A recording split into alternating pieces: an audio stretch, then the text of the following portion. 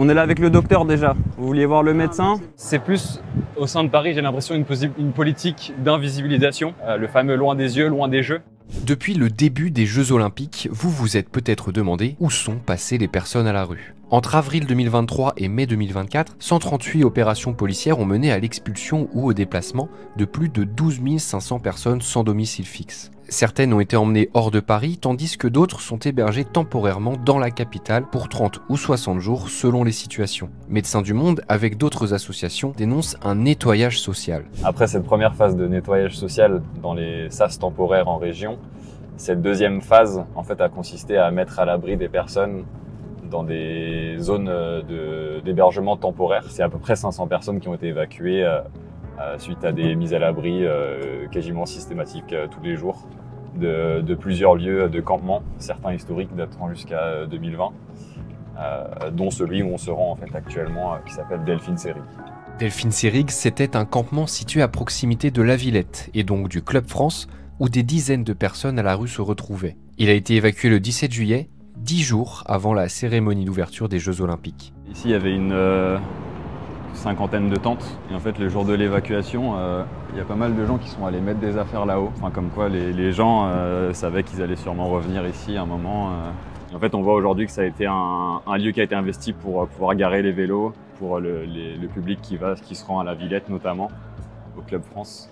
Là, un petit peu plus loin, on va arriver du coup sur un bout de campement qui reste de ce lieu assez emblématique, assez historique. C'est en réalité en fait des personnes qui se cachent dans les buissons, qui posent leur tente voilà, tout le long ici.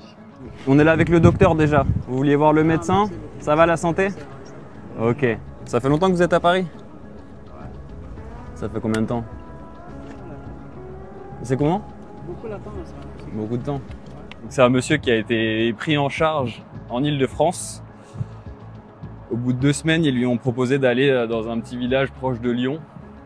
Sauf que lui nous a expliqué qu'en fait c'était compliqué pour lui d'aller là-bas parce qu'il avait déjà pas mal d'attaches à Paris et a décidé de revenir en fait sur ce lieu-là, où on est là tout de suite. Et en fait, en posant sa tente, au bout de quelques minutes, quelques dizaines de minutes, il s'est fait évacué par une brigade de policiers qui passait, donc il s'est mis un peu plus loin dans le buisson, caché. Avec le déplacement des personnes sans domicile fixe, Médecins du Monde a dû s'adapter à la réalité du terrain. L'association, qui utilisait un camion pour organiser des consultations, travaille désormais en maraude le temps des Jeux Olympiques. Ça va la santé? Ça va, ça.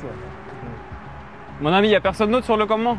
Il n'y a pas personne. Ok, ça marche. C'est plus au sein de Paris, j'ai l'impression, une politique d'invisibilisation, le fameux loin des yeux, loin des jeux. C'est-à-dire que les gens sont toujours là, mais beaucoup plus éparpillés. Là, on est allé sur 4-5 campements déjà, où c'est pas plus de 5 ou 6 tentes à chaque fois. Les personnes sont pareil dans des endroits vraiment très peu visibles, dans des buissons, sur des bretelles de périphérique, ou même depuis le périphérique, on les voit pas. Donc les gens ont vraiment été dispersés et du coup invisibilisés de fait. Du touriste lambda qui veut voir son Paris carte postale proposé par la mairie de Paris et par l'État, quoi.